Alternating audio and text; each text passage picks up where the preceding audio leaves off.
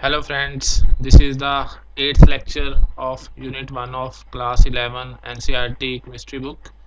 In our previous lecture, we discussed about various laws of chemical combination and solved numerous numericals in order to understand these laws in detail.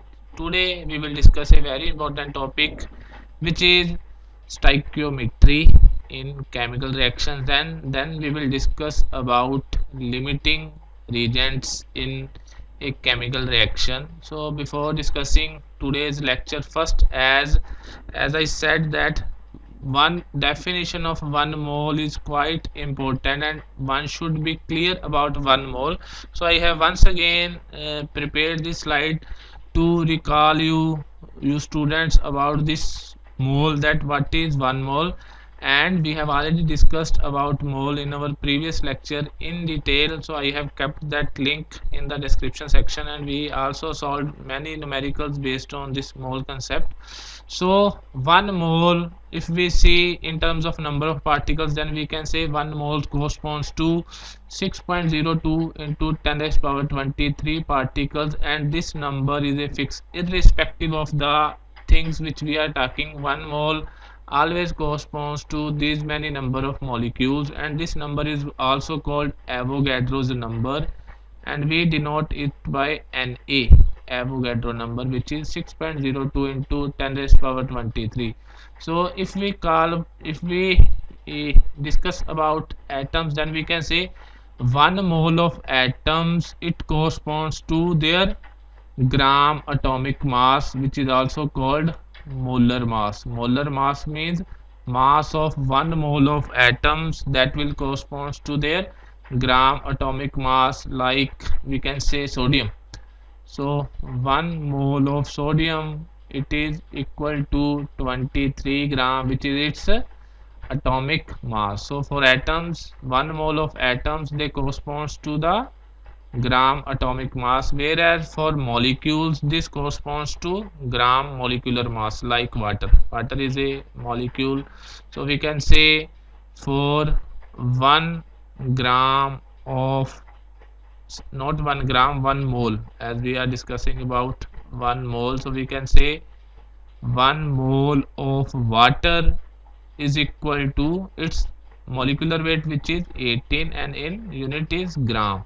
So 1 mole corresponds to, for atoms, or we can say for elements, it corresponds to gram atomic mass, whereas for compounds, which are molecules, it corresponds to gram molecular mass. And if we have to talk about number of particles, then 1 mole is always equal to 6.02 into 10 raised to power 23 particles. Whereas for ideal gas, so what is an ideal gas, that we will discuss later. Just remember that for an ideal gas, 1 mole of ideal gas, any ideal gas, 1 mole of any ideal gas at STP. Now STP is called standard temperature and pressure. So STP is the abbreviation for standard temperature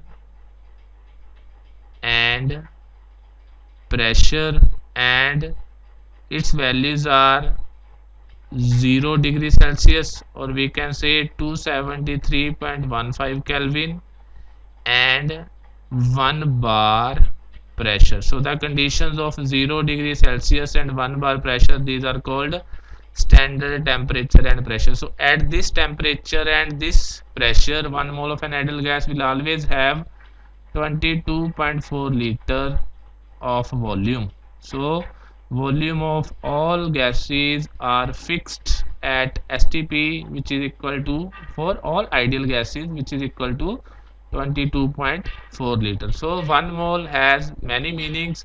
In terms of number of particles, it is this much value. In terms of weights, 1 mole is equal to their, for atoms it is equal to gram atomic weight, and for molecules it is equal to gram molecular mass. And in terms of ideal gases, 1 mole of an ideal gas at STP, which is a condition of temperature and pressure, the volume occupies 22.4 liters of volume. So you have to remember all these relations. Why? Because We will use these relations to solve the numericals. Now let us start our today's topic, stoichiometry and stoichiometric calculations.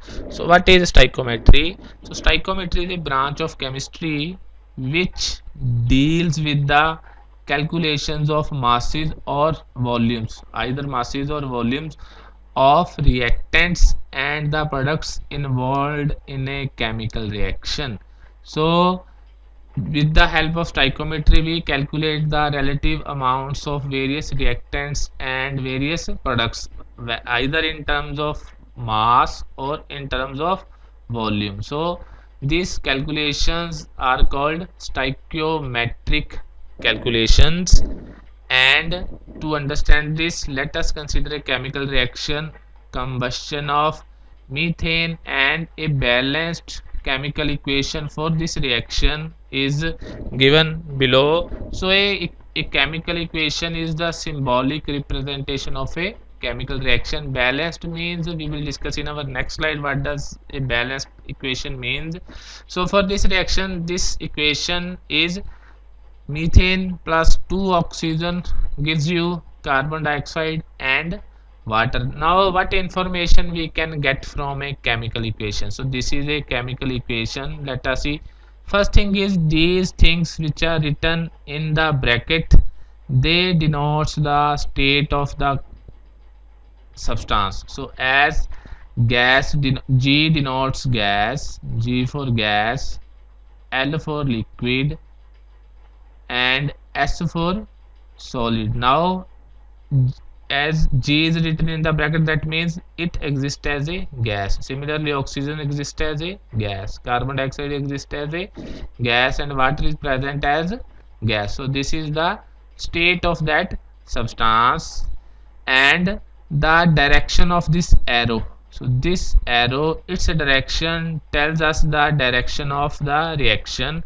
Now as this direction of this arrows is from left to right, so we can say the substances that are on the left hand side of the arrow, these are called reactants. So these we call them reactants, which are written on the left hand side of the arrow considering the direction of the arrow, and the chemical substances written right hand side of the arrow, these are called products. So that means methane and oxygen, they are reactants, whereas carbon dioxide and water, they are products in these reactions. And this direction of arrow, it gives us the direction of the reactions. Like suppose we have A gives B, that means A is a reactant, B is product. If we write like this, now that means B is a reactant, A is product. So this direction of arrow tells us the direction of the reaction. And next thing, you can see there are some numbers written before the compound. Like here, if there is no number, we will assume it as 1. So these numbers which are written before the compound or element in a chemical reaction, these are called stoichiometric coefficients. So what are stoichiometric coefficients? These are the numerical values written before a given element or given compound in a balanced chemical equation is called its stoichiometric coefficient, and it represents the number of molecules or number of moles, as both can be equivalent. So this number, this indicates the number of molecules. We can say it in terms of molecules or in terms of moles as well, taking part in the reaction or which are formed in the reactions. These moieties, these are reactants, these are taking part in a chemical reaction, and these are the products which are being formed by reaction of these two compounds. So these coefficients, they tells us about either their number of molecules or number of moles of these compounds which are taking part in the chemical reaction. So from this equation we can see that as stoichiometric coefficient of methane is 1, so we can say 1 mole of methane, it reacts with, so stoichiometric coefficient of O2 is 2, it reacts with 2 moles of O2 To give stoichiometric coefficient of carbon dioxide is 1. If nothing is written, it is taken as 1. So to give 1 mole of carbon dioxide and stoichiometric coefficient of water is 2 moles of water. We can also say this in terms of molecules. We can say 1 molecule of methane reacts with 2 molecules of oxygen to give 1 molecule of carbon dioxide and 2 molecules of water. So which are given by these numbers written before the compound, which are called their stoichiometric coefficient, and make sure the equation has to be balanced. So what is a balanced chemical equation, we will see in our next slide. Next thing what we can have from this is, as 1 mole, as I said in my previous slide, 1 mole of a compound, it gives its molecular weight. So we can say 1 mole of methane means molecular weight of methane is 16. So we can say 16 gram of methane reacts with, now we have 2 moles of O2 and molecular weight of O2 is 32. We can say 2 into, it reacts with 2 into 32 gram of O2 to give you 1 mole of carbon dioxide, and 1 mole of carbon dioxide, it is equal to 44 grams. Its molecular weight is 44 gram. So we can say 16 gram of methane reacts with 2 into 32 gram of oxygen to give you 44 gram of carbon dioxide and 2 into 18 gram of water. So we can represent this equation in any way, either in terms of number of moles, in number of molecules, and from number of moles we can correlate with the weight, as 1 mole it corresponds to the molecular weight of the compound. So this is the information that we can get from a balanced chemical equation. So a balanced chemical equation is of great use for chemists. It helps us to calculate so many parameters. So now what is a balanced chemical equation and how to balance it? So as we know that according to law of conservation of mass, the mass of the reactant should be equal to the mass of the products. So according to law of conservation of mass, a balanced chemical equation has the same number of atoms of each element on both sides of the equation. So an equation which has same number of atoms of each element on both sides of the reaction, that equation is called a balanced chemical equation. Let us understand this with some examples I will present below. And if the equation is not balanced, then we can balance these equations by trial and error method. So I will make lectures on how to balance a chemical equation, but I will not discuss it in detail. I will just give you an overview. So I will make a detailed lecture on balancing a chemical equation and upload it. Now let us discuss some reactions. So the first reaction is for Fe solid. Now S means Fe is present as solid, plus 3 oxygen gas gives 2 Fe2O3 solid. Now let us see, count the number of iron atoms. On left hand side, number of iron atoms are 4. These are 4 atoms of this, and on right hand side 2 into 2 4. So Fe is balanced on both sides. On both sides of the reaction we have 4 atoms of Fe. Similarly, let us see about oxygen. We have O2. O2 molecule contains 2 oxygen atoms and we have 3 molecules of O2. So means we have 3 into 2, 6 atoms of oxygen on the left hand side, and on the right hand side we have 2 into 3, 6. So on both sides of the chemical equation we have 4 Fe atoms and 6 oxygen atoms. That means the same number of atoms of each elements, they are present on the both sides of the chemical equation. So that means this is a balanced chemical equation. Let us see the next example. Now in this reaction we have 2 magnesium atoms on the left hand side. Similarly on the right hand side we have 2 magnesium atoms, so magnesium is balanced. Similarly we have 2 oxygen atoms on the left hand side, and here also 2 into 1, 2 oxygen atoms on the right hand side, so oxygen is also balanced. So this is also a balanced chemical equation because it contains equal number of atoms of magnesium and oxygen on both sides of the chemical reaction. So this is a balanced chemical equation. Similarly, let us see about this reaction. P4 plus O2 gives P4O10. Now let us first see about P4. Now P4, it contains 4 atoms of phosphorus on left hand side, and this also contains 4 atoms of phosphorus on right hand side. So phosphorus is balanced. What about oxygen? Now on left hand side we have 2 atoms of oxygen, whereas on right hand side we have 10 atoms of oxygen.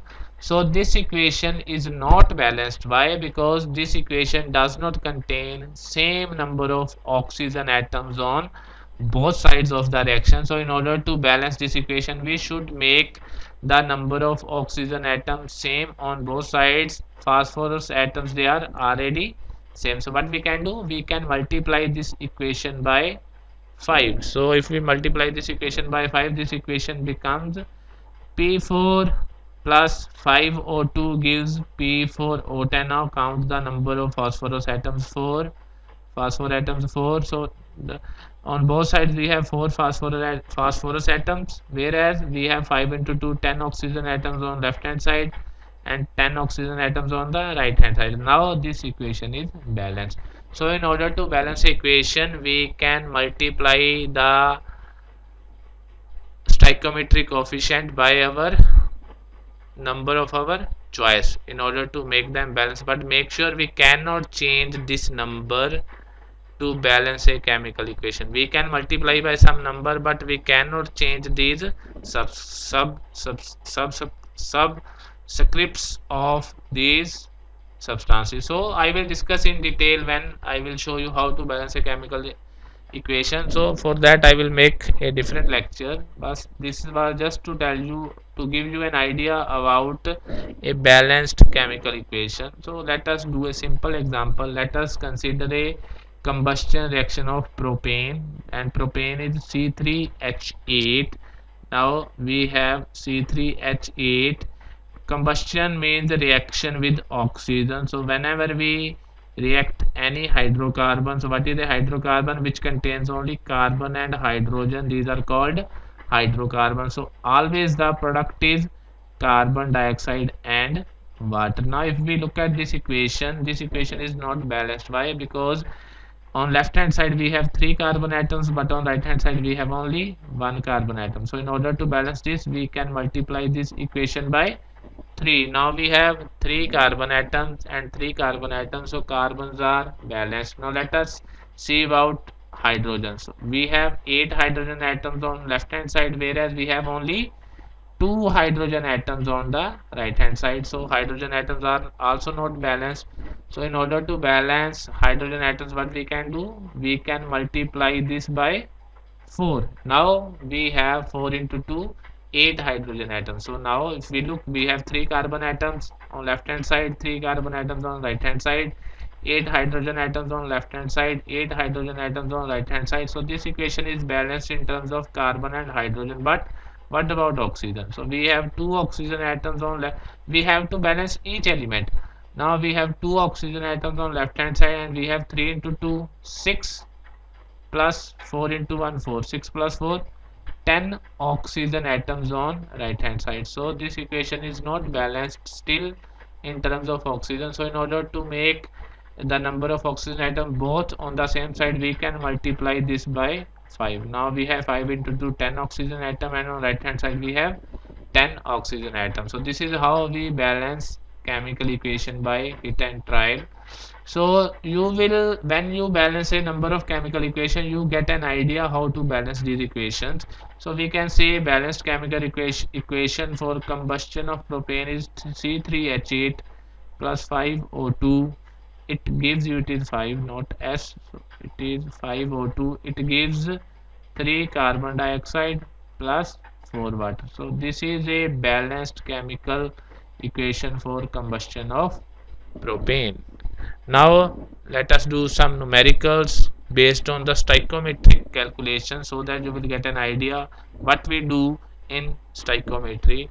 So the first question is, calculate the amount of water in grams. This means, or water gas, we can also say it can also denote gas.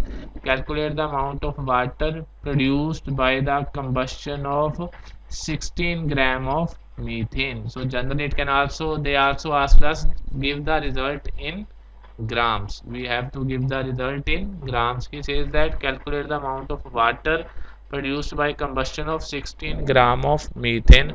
First of all, to do this numerical, such type of numerical, the first thing is to write a balanced chemical equation for the reaction. Now the reaction is the combustion reaction of methane. Methane is also a hydrocarbon which has a formula CH4. So similar to previous compound propane, we have a combustion reaction of methane as it is methane plus oxygen. As I said, combustion reaction is the reaction between with oxygen. So this will give you carbon dioxide plus water. Now one carbon, it is balanced, 4 hydrogen, 2 hydrogen, so we have to multiply by 2. Now let us count the number of oxygen atoms. 2 plus 2, 4, but here we have only 2 oxygen atoms, so we have to multiply this by 2. Now this is the balanced chemical equation for combustion of methane. Now the question is, he says that calculate the amount of water produced by combustion of 16 gram of methane. But first we will see what information we can have from this chemical equation. So this equation says that 1 mole of methane, 1 mole of methane, it reacts with how many moles of oxygen? This, it's a stoichiometric coefficient, 2 moles of oxygen to give you, let us see, how many moles of carbon dioxide? 1 mole of CO2. As I said, if nothing is written, we will consider it as 1. 1 mole of carbon dioxide, and how many moles of water? 2 moles of water. So this is the information which we have from this chemical equation. Now we know that 1 mole of any compound, it corresponds to its molecular weight. So 1 mole of methane is, molecular weight of methane is 12 plus 4, 16. So I will write here 16 gram. Molecular weight of oxygen is 2 into 16 is 32. Now we have 2 moles of oxygen, so we have 32 into 2 grams of oxygen, and 1 mole of carbon dioxide, it corresponds to molecular weight of carbon dioxide, which is 12 plus 32, 44 grams, and 2 moles of water means 2 into molecular weight of water is 16 plus 2, 18. So we can also know from this equation that 16 gram of methane, 16 gram of methane, it reacts with 2 into 32 is 64, 64 gram of oxygen to give you 44 grams of carbon dioxide, and 2 into 18, 36 gram water. Now let us come to the numerical. So the numerical says calculate the amount of water produced by combustion of 16 gram of methane. We have to say if we combust 16 gram of methane, how much water will be produced. So now we will apply a simple unitary method. Now from this equation we know that 16 gram of methane it produces, now we have to look at water, it produces 36 gram of water. So the chemical equation shows that 16 gram of methane produces 36 gram water. So that was our question. Calculate the amount of water produced by combustion of 16 gram of methane. So the answer is 36 gram. So we will get 36 gram of water will be produced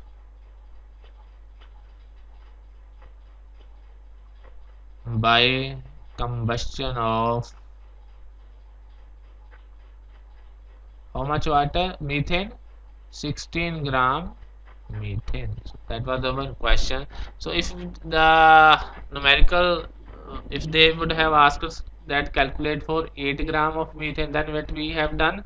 We have done the unitary method. 16 gram of methane produces 36 gram. We have to calculate for 8 gram. We will apply simple unitary method to calculate the weight of water produced. So this is how we will do such type of numerical. So the equivalence between mole and weight,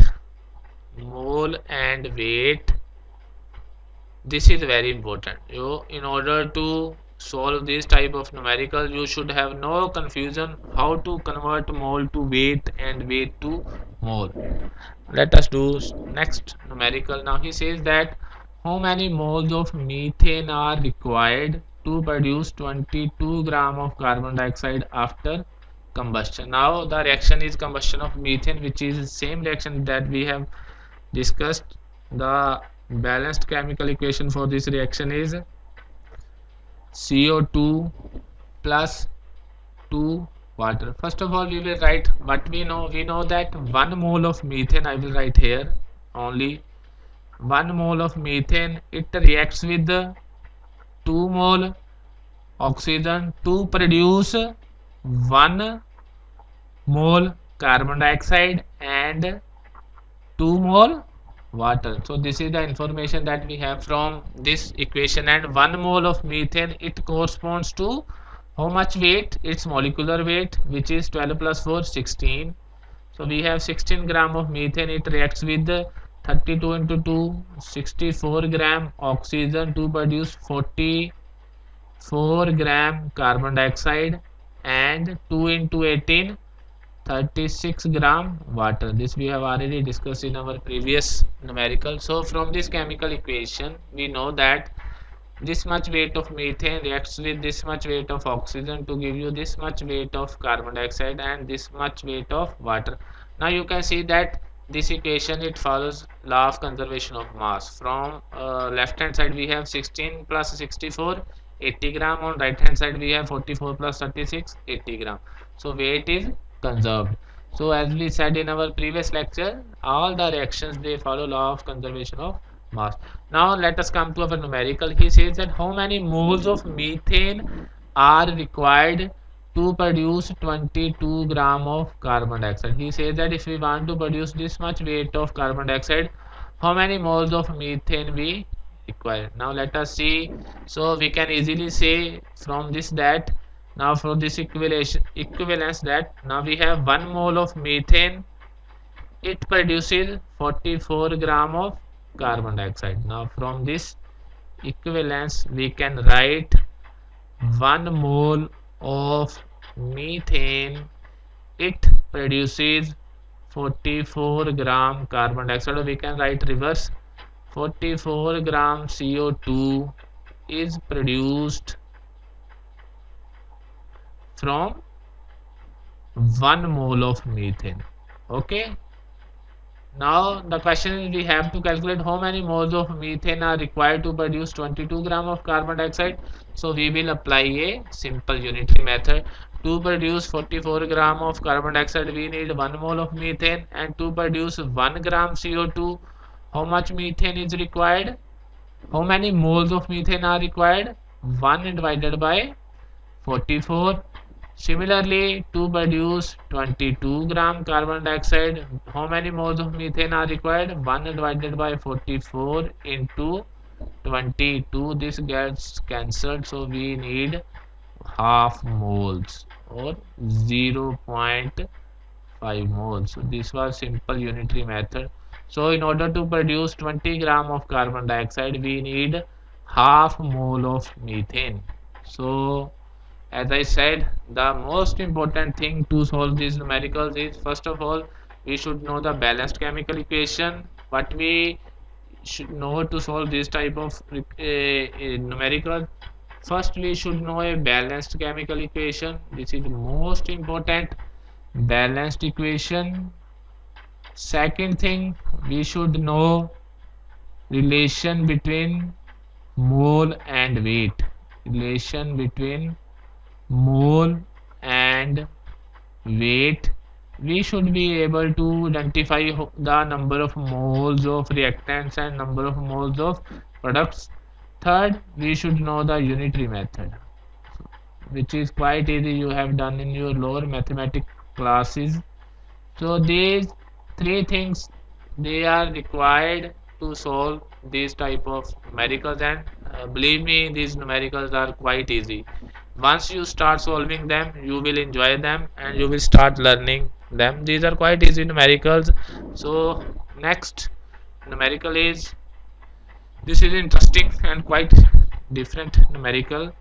A welding fuel gas, it contains carbon and hydrogen only. So this gas is composed of only two elements, carbon and hydrogen, and he says that burning a small sample of it in oxygen gives 3.38 carbon dioxide and 0.690 gram of water. As I said, hydrocarbons on combustion, they always produce carbon dioxide and water. So he says that if we burn a very small amount of this gas, we get 3.38 gram of carbon dioxide and 0.69 gram of water, and no other product is produced. And he says that a volume of 10 liter measured at STP of this welding gas is found to weigh 11.6 grams. So we will come to this statement later.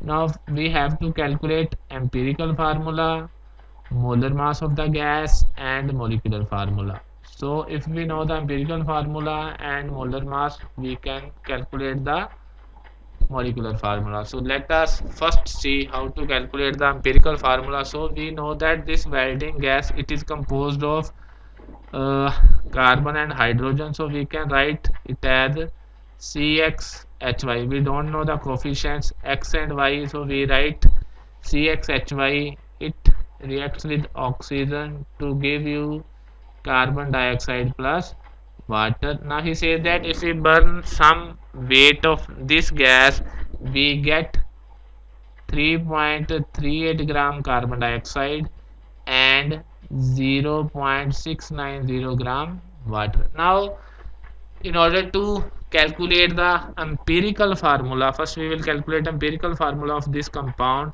We should know the percentage composition of carbon and hydrogen. So this we have done, that if we know the percentage composition of the elements of a compound, we can calculate its empirical formula, and we have done a number of numericals based on this in our previous lectures. So I have again kept the link in the description section of this video, so you can check there.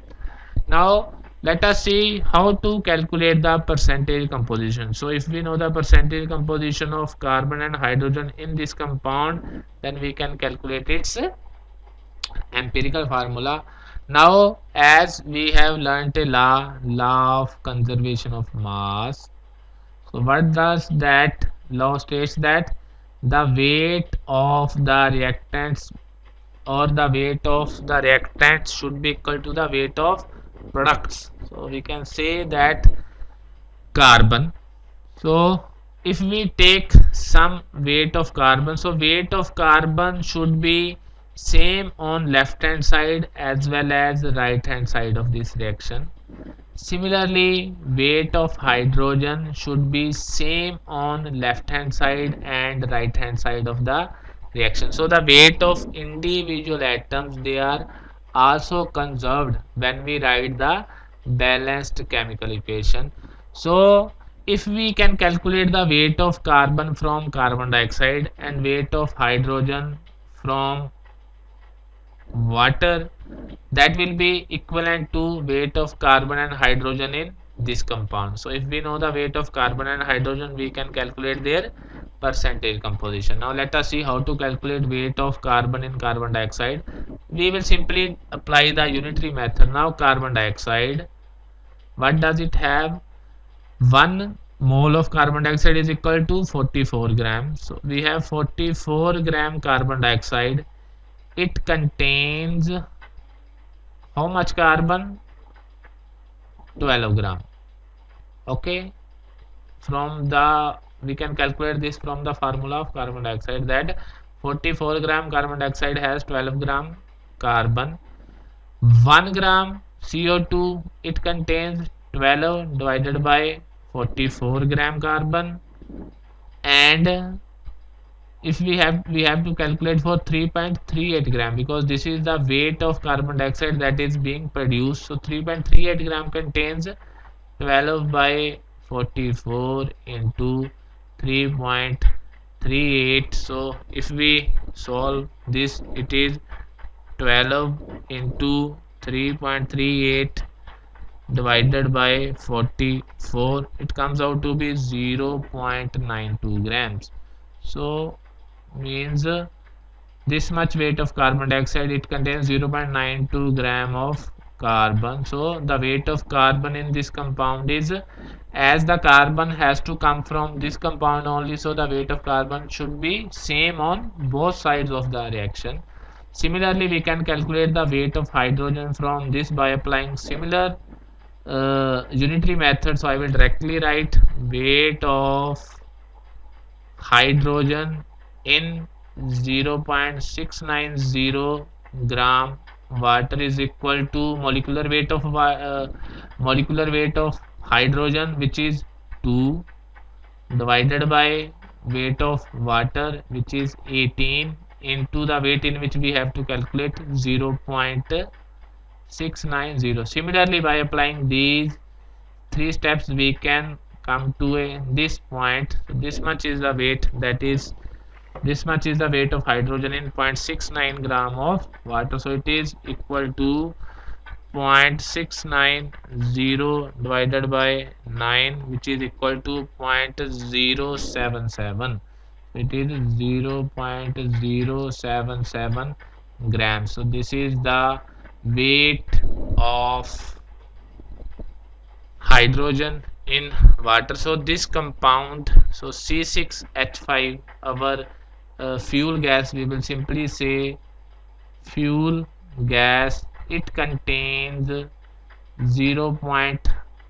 So 0.29, 0.92, 0.92 gram carbon and 0.077 gram hydrogen. So we can say total weight of fuel gas,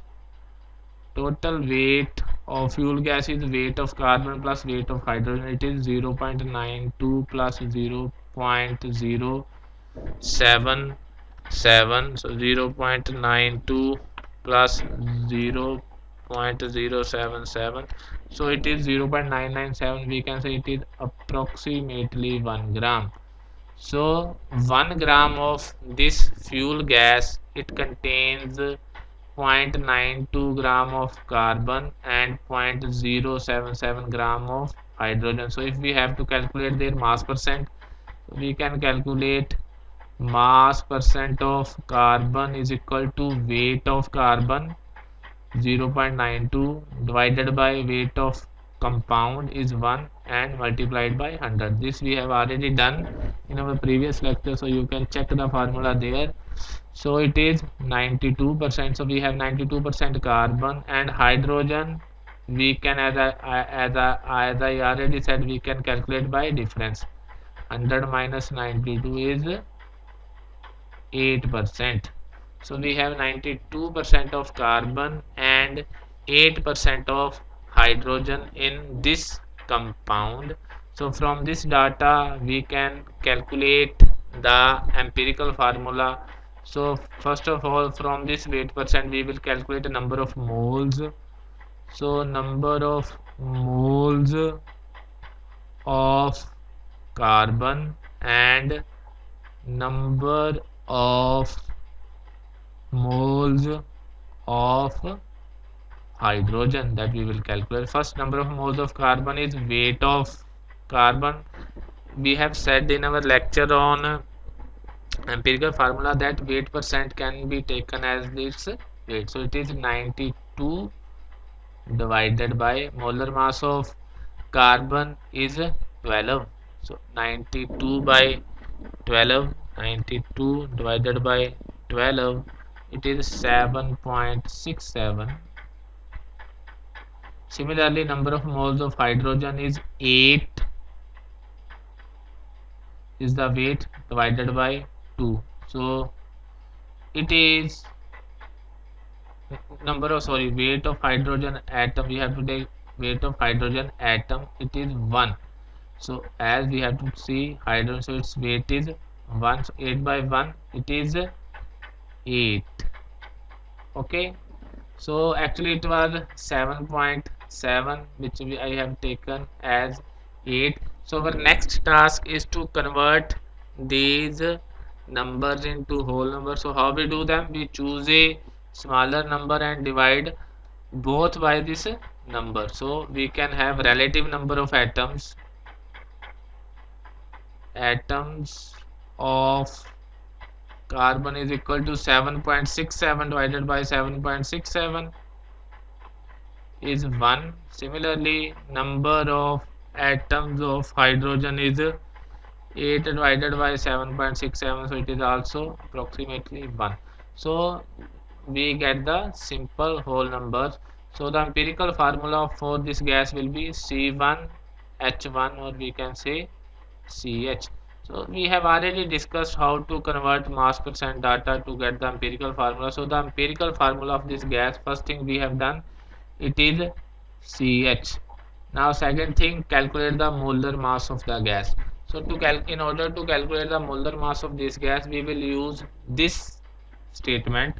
He says that a volume of 10 liter of measured at STP of this gas is found to weigh 11.6 gram. Now if you remember the definition of 1 mole for an ideal gas, 1 mole of ideal gas at STP is 22.4 liter. That means, and we all know that 1 mole of gas is also equal to its molecular weight. So 1 mole is also equal to the molar mass. So from these two relations we have 22.4 liter of ideal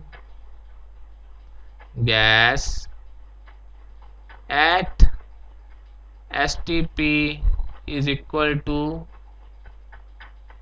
its molar mass.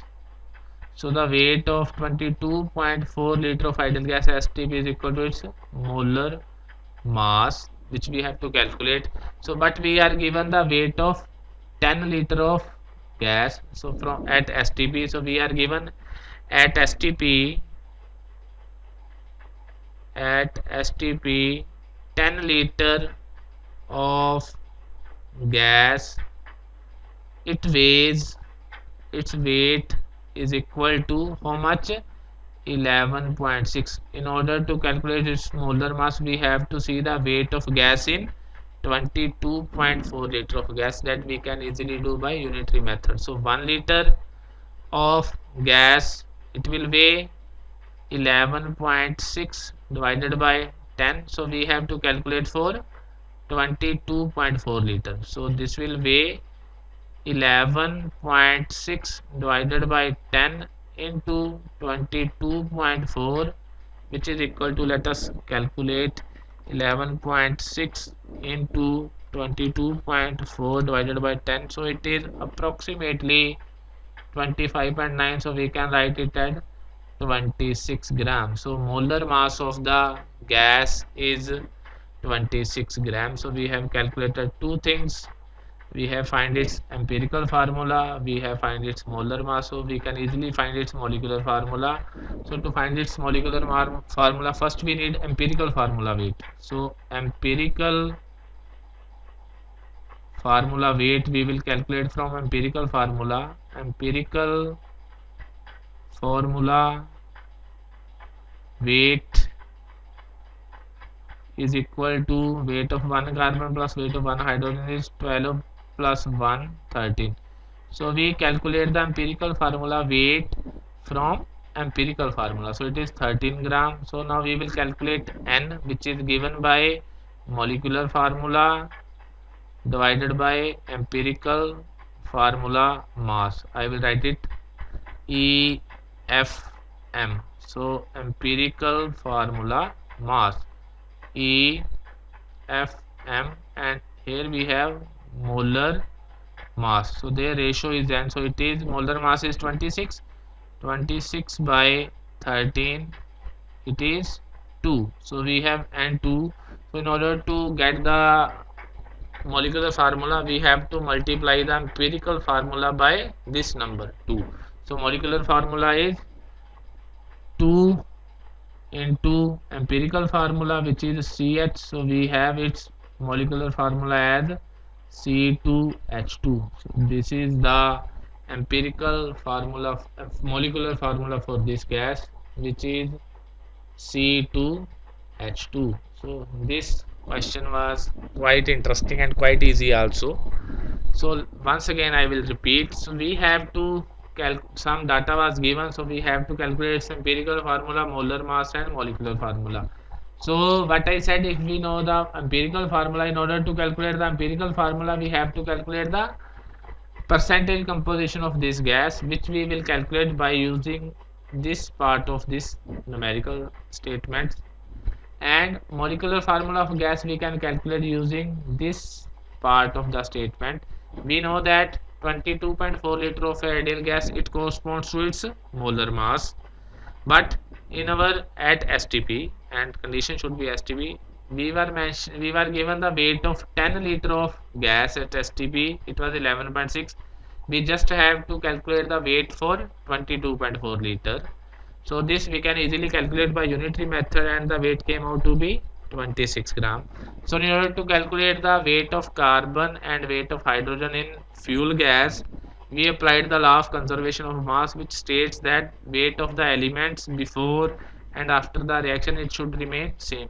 So from the weight of carbon dioxide we calculate the weight of carbon in it, and from the weight of water we calculate the weight of hydrogen in it. From this data we calculate this was equivalent to weight of carbon and hydrogen in this. From this data we calculate their percentage composition. From this we calculate their empirical formula, which came out to be CH, and then we calculate its empirical formula. In order to calculate molecular formula, we need the ratio of molecular mass divided by empirical formula mass, which came out to be 2. So in order to convert empirical formula to molecular formula, we have to multiply the empirical formula by this ratio of molar mass to empirical formula mass. So this was quite easy numerical. Let us move to next numerical. Chlorine is prepared in the laboratory by treating manganese dioxide with aqueous hydrochloric acid. According to this reaction, this is the balanced chemical equation. So we have to find how many grams of HCl that will react with 5 gram of manganese dioxide. So this is quite easy. This is a balanced chemical equation. I will write here for HCl plus MnO2. So I will skip these things because we don't require to calculate our numerical. 2 water plus MnCl2 plus Cl2. Now the question is, how many grams of HCl will react with 5 gram of manganese dioxide? So in order to do this, first we have to convert these number of moles to grams. Now we have 4 moles of HCl and 1 mole HCl. The weight of 1 mole of HCl is its molecular weight, which is 36.5 gram. 1 plus 35.5 for chlorine, and weight of 1 mole MnO2 is equal to the weight of manganese is something around 55 gram. 55 gram is the atomic weight of manganese. So we have 55 plus 16 into 2, 32. So we have 87 gram. So the molecular weight of manganese dioxide is 87 gram. So we will come to here. We have 4 moles of HCl, they react with 1 mole of MnO2. From this equation we can have 4 mole HCl react with 1 mole MnO2. Okay, this we have information from this chemical equation. Now 4 mole of HCl, they corresponds to 4 into 36.5 gram. So this much HCl react with 1 mole of MnO2 is 87 gram. 87 gram MnO2. Now we have to calculate how much hydrochloric acid will react with 5 gram MnO2. We will apply unitary method. So 4 into, we will say 87 gram MnO2, it reacts with 4 into 36.5 gram HCl. 1 gram MnO2 will react with 4 into 36.5 divided by 87. We have to calculate for 5 gram. So 5 gram MnO2 will react with 4 into 36.5 divided by 87 into 5. So we require this much weight of HCl that will react with 5 gram of MnO2. If we solve it, it is 20 into 36.5 divided by 87. So it came out to be approximately 8.40 gram. So 8.40 grams of HCl. So the answer is 8.40. That will react with 5 gram of MnO2. Again, we solve this by simple. So the main funda to solve this type of numericals, we should be able to understand the chemical equation. What does it mean? So in order to see our what data we have to use, that will be decided by the numerical, that what is asked in the numerical. Now we were asked to calculate the weight in grams, so we have to use the data in grams. So we used this data to calculate the answer. So let us move to next topic, which is limiting region. Now this is a very important topic, and whenever we have to calculate the we have to do the calculations of stoichiometry, we first have to find whether there is any limiting region present in it or no. Now what is the meaning of limiting region? Let us understand. So many times reactions are carried out with amounts of reactants that are different than amounts as required by a balanced chemical reaction. Let us assume the reaction between hydrogen and oxygen to give you water. If we have to balance this equation, so this is a balanced equation for the formation of water.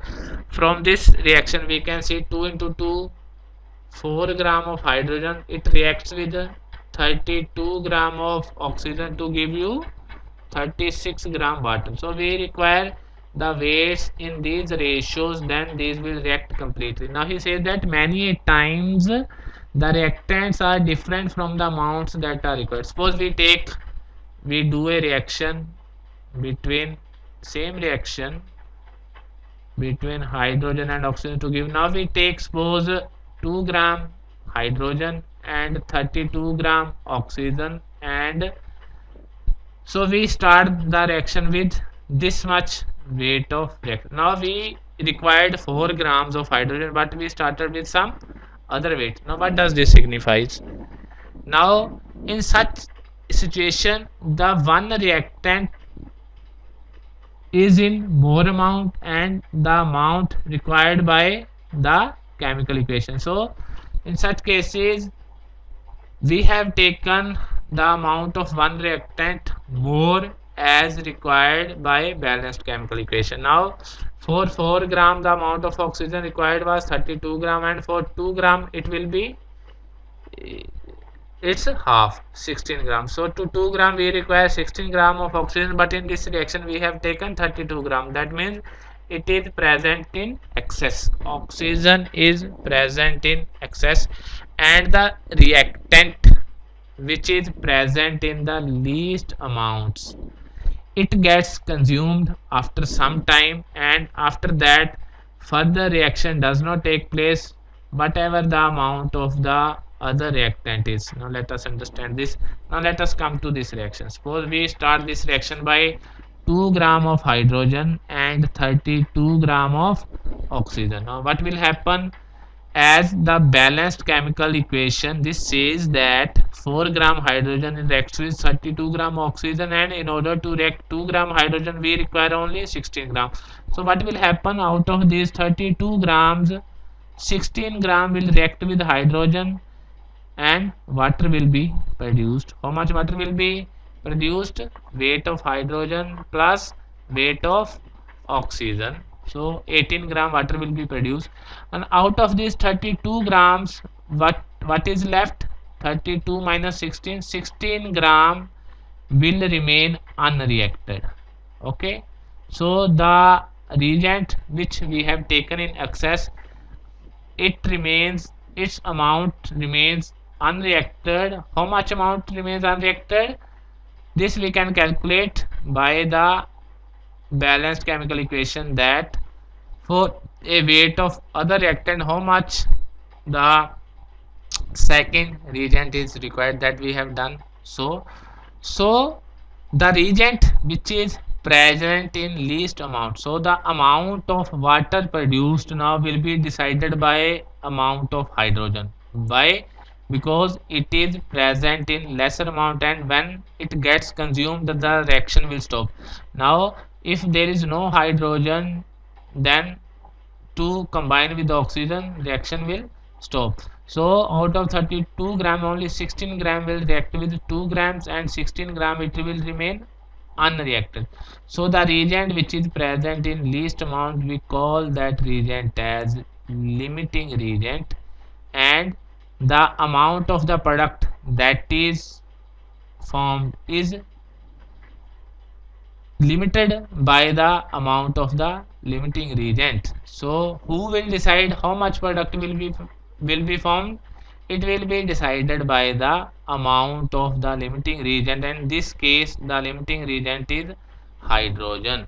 So it is in order to find the, so as he says, the reactant which gets consumed first, it limits the amount of product formed and is called the limiting reagent. So in order to find a limiting reagent, it is always good to calculate number of moles of all the reactants. So please listen carefully. In order to find a limiting reagent, first we will calculate number of moles of reactants.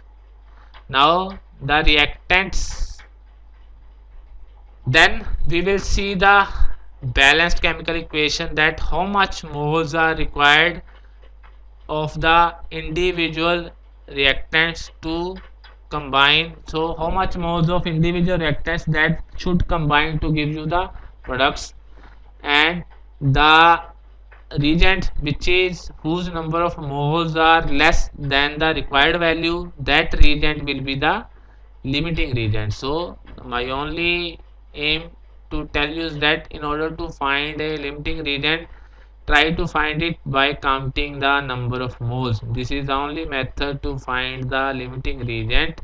How we will do? We will do now some numericals to learn more about limiting reagent. Now you should know the reagent which is present in lesser amount or which is consumed first, that reactant is called a limiting reactant or limiting reagent, and the amount of products formed, that is decided by the limiting reagent. So if we have to calculate how much products will be formed, first we will find the limiting reagent, then we will correlate the weight of products with the weight of limiting reagents. So when we will solve numerical, you will understand it. Now let us come to numerical.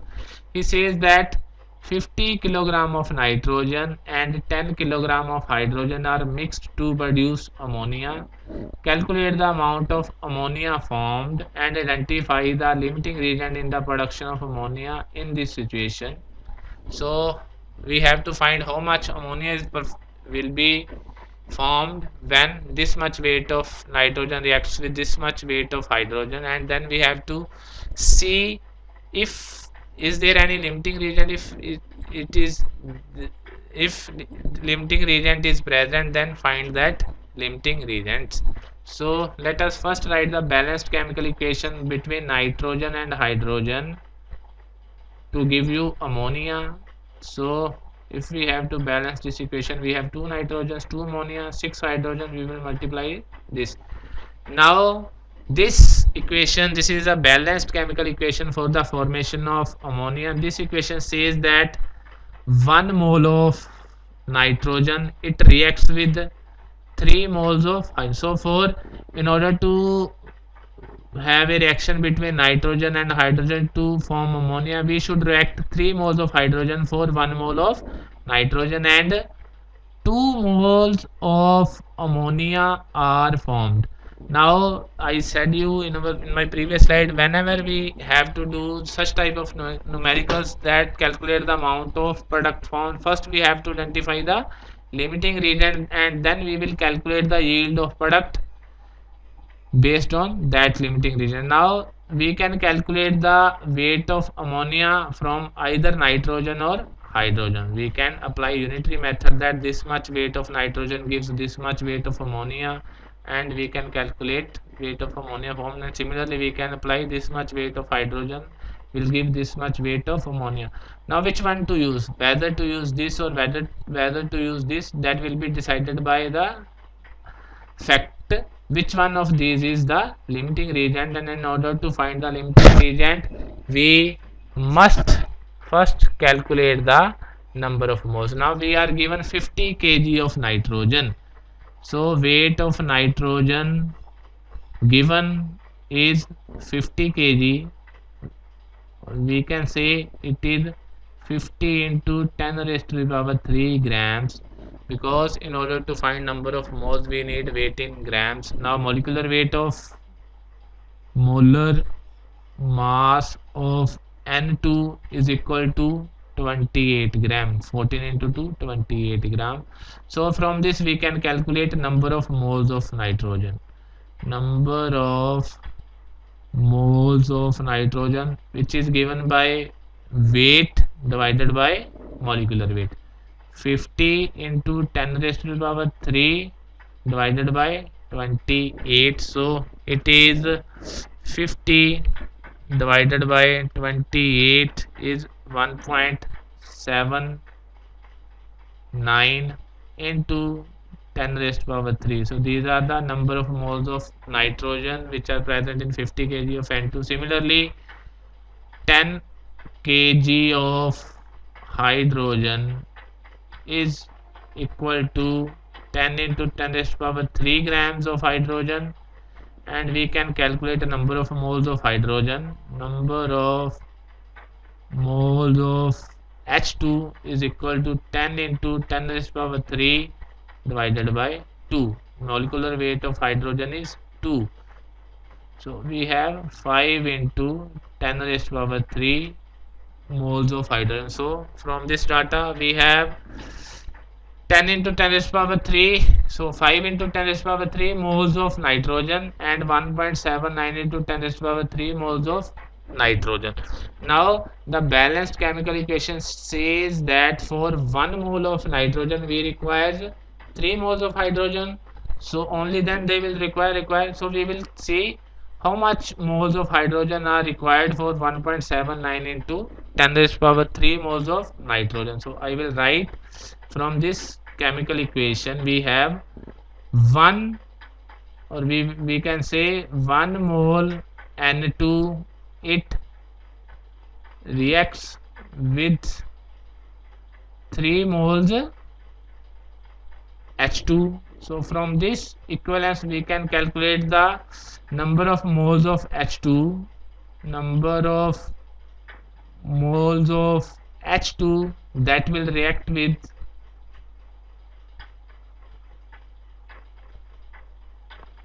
this much moles of nitrogen, that will react with 1.79 into 10 raised to power 3 moles of nitrogen. It is equal to 1.79 into 10 raised to power 3 into 3, because 1 reacts with 3, this much will react with this much into 3. So it is 1.79 into 3, it is 5.37.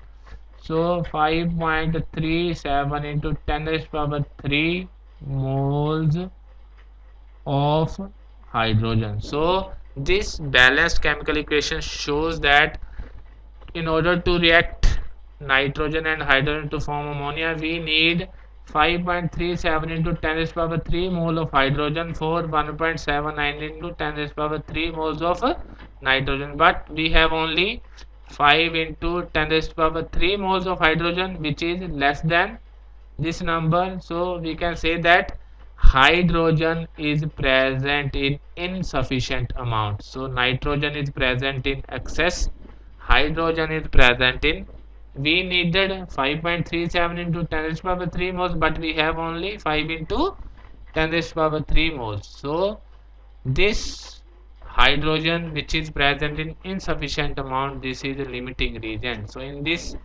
data or in this numerical, H2 is limiting reagent because it is present in the, its number of moles are less than the number of moles that are required for the reaction. So now if we have to calculate the yield of ammonia formed, then we will calculate with respect to the limiting region. Now we have to calculate the yield with respect to hydrogen. So we will write the equivalence. The equivalence is 3 moles of H2. 3 mole of H2 produces how much? How many moles of ammonia? 2 mole of ammonia. Now we have to see what is the amount of hydrogen present. It is 5 into 10 raised to power 3 moles. We have to see these moles will produce how much? Ammonia. So 3 moles produce 2 moles of ammonia.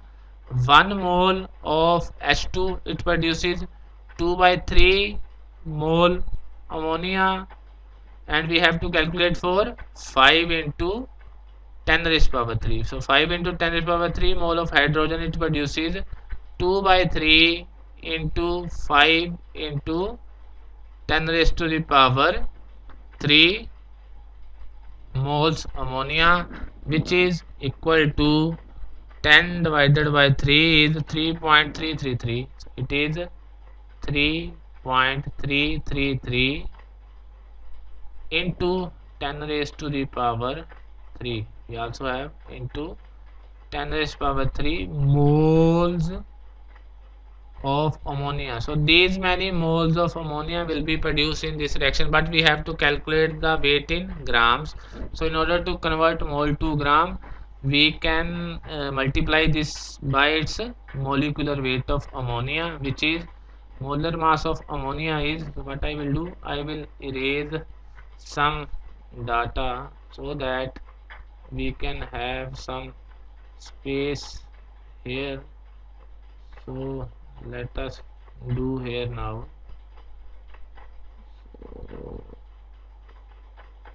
Okay, now we have to convert this number of moles to grams. So we have 1 mole of ammonia is equal to 14 plus 3 17 gram. We have to calculate for 3.33 into 10 raised to power 3 mole of ammonia, it is equal to 3.33 into 10 raised to power 3 into 17 grams. We have converted moles to gram by multiplying with the molecular weight of ammonia, and it is into 17, 56.67 into 10 raised to the power 3 grams, or we can say 56.67 kilograms.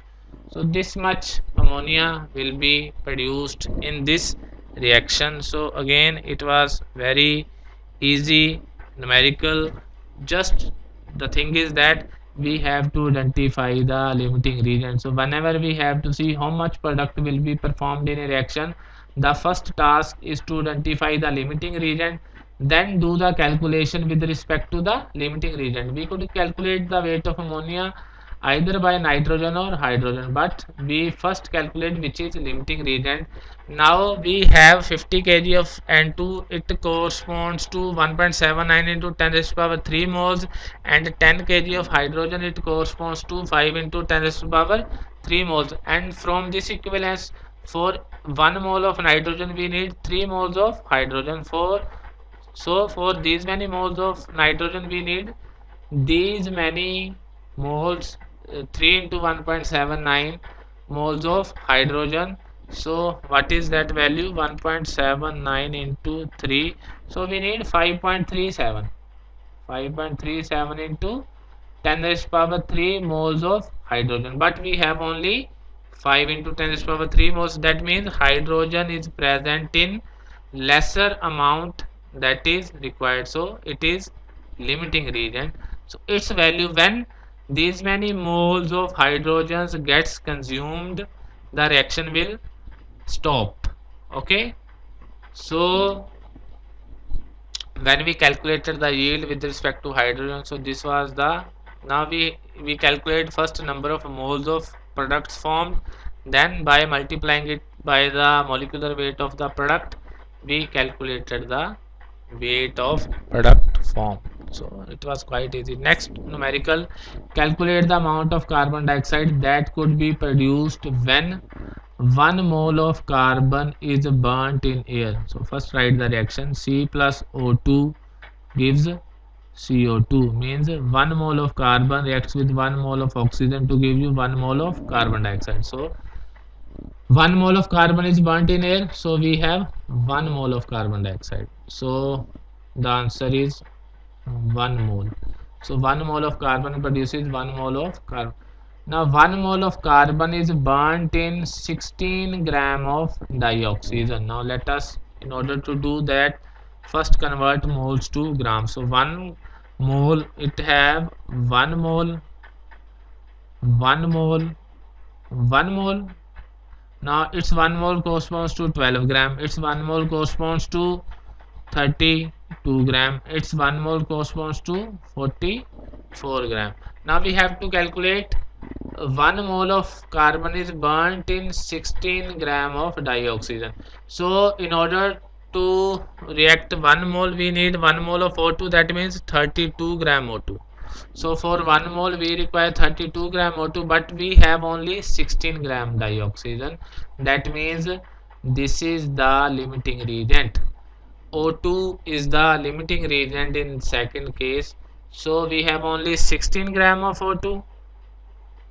So the weight of carbon dioxide produced will depend upon the weight of the limiting reagent, and the limiting reagent is O2. We required 32 gram, but we have only 16 grams. So this is the limiting reagent. So we have 1 mole, its amount is complete, but its amount is less. So O2 is limiting reagent. We have 62 grams, so we can simply say 32 gram produces, so 32 gram O2, it produces 44 gram carbon dioxide. We have to calculate for 16 gram. 1 gram O2 produces 44 divided by 32. We have to calculate for 16 gram. 44 divided by 32 into 16 to 22. So we get 22 gram carbon dioxide. So in second case, this much weight of carbon dioxide will be produced. So it was easy numerical, just that we have to see the limiting region. Now he says 2 moles of carbon are burnt in 16 gram. Next case, as I said, for 1 mole we require 32 gram, for 2 moles we will require 64 gram, but we have only 16 gram. So again dioxygen is the limiting reagent. In this case also, as 16 gram it produces 22 gram oxygen, we have already calculated, so the answer will be 22 gram carbon dioxide. So in this case also, the oxygen is a limiting reagent, and the amount of products formed will depend upon the amount of dioxygen. Now amount of dioxygen is the same as in previous case, so same weight of CO2 will be reduced. So that is how we do such type of numericals. We first thing is to find the limiting reagent. Next numerical, In a reaction of A plus B2 gives AB2, identify the limiting reagent if any in the following reaction mixtures. We have to identify the limiting reagent. First is 300 atoms of A react with 200 molecules of B. So first I will write this equation. A plus B2 gives AB2.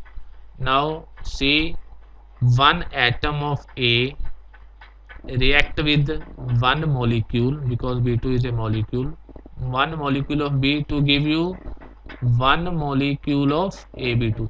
Now for one atom we require one molecule, so for 300 atoms of A we require 300 molecules of B, but we have only 200 molecules, so B is the limiting reagent. Answer is B, because its amount is less than the amount that is required. Now 2 mole of A react with 3 mole of B. So 1 mole of A, we can again write here A. Now in terms of moles we can also write 1 mole A react with 1 mole B to give 1 mole AB. Now we have 2 mole of A, it react with 3 mole. So for 3 moles of B we require 3 moles of A, because it is 1:1 ratio, but we have only 2 moles of A. That means A is present in lesser amount, so A is a limiting reagent. In second case the limiting reagent is A. Now let us see the third case. 100 atoms of A reacts with 100 molecules of B. So one atom require one molecule, 100 atoms will require 100 molecules. So both are equal, so there is no limiting reagent. We have no limiting reagent in this case. Next case, we have 5 moles of A react with 2.5 moles of B. Again, in terms of mole we have 1:1. For 5 moles of A we require 5 moles of B, but we have only 2.5 moles of B, so its amount is less than the required, so B is limiting. So in this case B is limiting. Now in next case we have less amount of A, because for 5 mole of B we require 5 mole of A, but we have only 2.5 mole, so in this case A is less, so A is limiting. So that was the what we have to answer. If is there any limiting reagent, if yes, identify it. So the limiting reagent is the reagent whose amount is less than the required amount calculated using the balanced chemical equation. So this is easy numerical. Now let us move to next numerical. This is similar to one we have already done. Dinitrogen and dihydrogen, they react with each other to produce ammonia. According to this chemical reaction, we have N2 plus 3H2 gives 2NH3. Now he says that calculate the mass of ammonia produced if 2 into 10 raised to power 3 gram dinitrogen, weight of nitrogen we have 2 into 10 raised to power 3 grams, reacts with hydrogen, weight of hydrogen is 1 into 10 raised to power 3 gram hydrogen. So this is weight of hydrogen. We have to see how much ammonia is produced. So first of all we have to identify the limiting reagent. First we will convert this weight into number of moles. So we can say number of moles of N2 is equal to 2 divided by 28, which is its molecular weight, into 10 raised to power 3. So it is 1 divided by 14, 0.071 into 10 raised to power 3, so moles. Similarly for this we have number of moles of hydrogen, it is 1 into 10 raised to power 3 divided by molecular weight of hydrogen, which is 2, so it is 0.5 into 10 raised to power 3 moles. Now let us see the equation.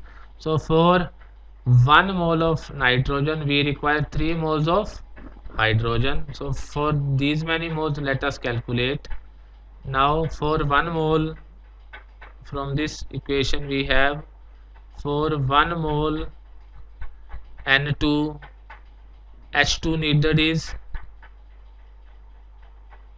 3 moles. Now for we have to calculate for 0.071 into 10 raised power 3 mole N2 H2 needed is 0.071 into 3 into 10 raised power 3 moles. Okay, so it is equal to 0.213 into 10 raised power 3 moles. Now let us see for 0.071 moles of nitrogen we require 0.2 into 10 raised power 3 moles of hydrogen. And how many moles of hydrogen we have? We have 0.5 moles of hydrogen, which is larger than this. So that means nitrogen is present in lesser amount. So our nitrogen is a limiting reagent in this case. So which one is the limiting reagent? So nitrogen is limiting reagent because hydrogen is present in excess. So if one reagent is present in excess, the other reagent is limiting reagent.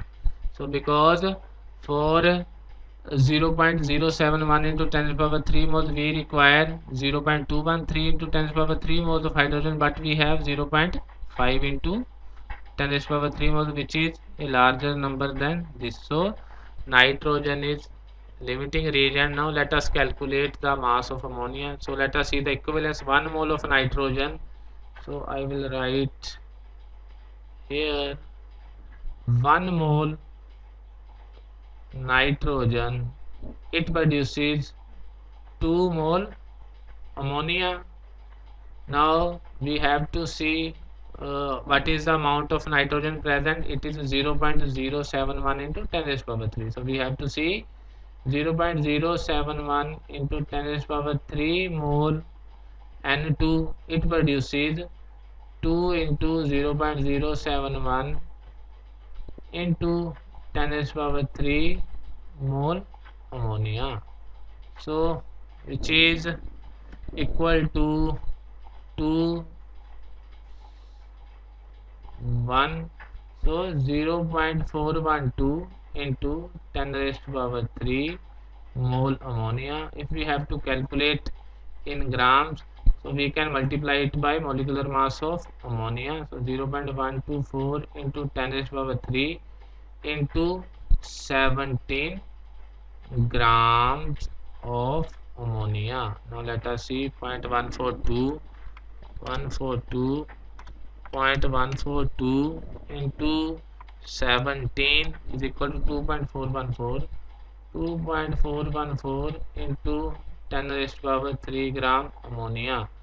This much ammonia will be produced in this chemical reaction, which is 2.414 into 10 raised to the power 3 gram. So this is the first part. So the answer is 2.414 into 10 raised to power 3. Now let us see the second part. Will any of these two reactants remain unreacted? Yes, the reagent which is present in excess, it remains unreacted. Hydrogen will remain, H2 will remain unreacted because it is present in excess. He said if yes, which one? As I said, it is hydrogen will be in excess, and what would be its mass? So he says that how much hydrogen in grams will remain unreacted. So we have to see the, first of all we have to see the how many moles of hydrogen are needed and how many moles of hydrogen we have. The difference will give us the unreacted H2. So we have unreacted H2 is equal to number of moles of H2 required minus number of moles of H2 we have, because it is a large value, number of moles of hydrogen present minus number of moles of H2 required. So their difference will give us the amount of hydrogen reacted. So number of moles of H2 present is 0.5 into 10 raised power 3. So it is 0.5 into 10 raised power 3 minus 0. So how much amount is needed? 0.213. 0.213 into 10 raised power 3. So 10 raised power 3 is common. So we have 0.5 minus 0.213 into 10 raised to the power 3 mole H2, which remains unreacted. So 0.5 minus 0.213, it is 0.287. We have 0.287 into 10 raised power 3 mole H2, which remains unreacted. If we have to calculate in grams, then what we will do?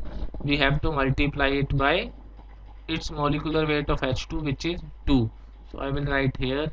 So mass of H2 which remains unreacted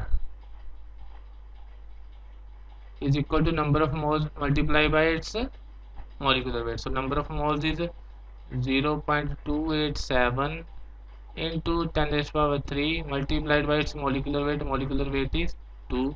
So it is 2 into 7, 4, we carry over 1. 2 into 8, 16 plus 1, 17, carry over 1. 2 into 2, 4, 4 plus 1, 5. So 0.574 into 10 raised power 3 grams, or we can say 5.74 into 10 raised to the power 2 grams. This much weight of, so 5.72 into 10 raised to the power 2 grams H2, it remains unreacted. So this was very easy numerical, similar to the one which we have done.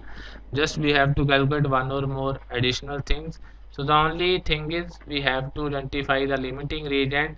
So the reagent which is present in lesser amount than which is required is called limiting reagent, or the if one of the reagent is present in excess, then the other reagent will be limiting. We can calculate by any way. Either you can calculate by calculating the amount required, then see whether that element which is present is greater than or less than the amount required. If it is less than the amount required, that means it is limiting.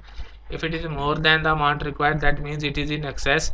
Then the second reagent is which is not in excess, it is limiting reagent. So that is how we do these numerical. So that was all for today. So today we discussed a very important topic, stoichiometry calculations, and we did a number of numericals based on these things, and then we discussed about limiting reagent. So dear students, this topic is really very important, not only for exams.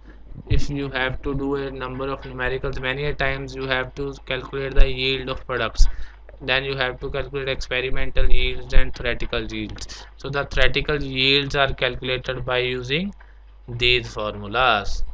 So this is, and whenever we have to plan an experiment, we need to know how much weight we have to take so that the reaction will take place. So that again we can calculate with the help of these stoichiometric calculations.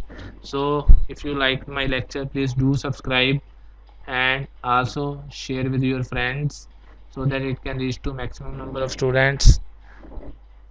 Thank you very much for your kind attention.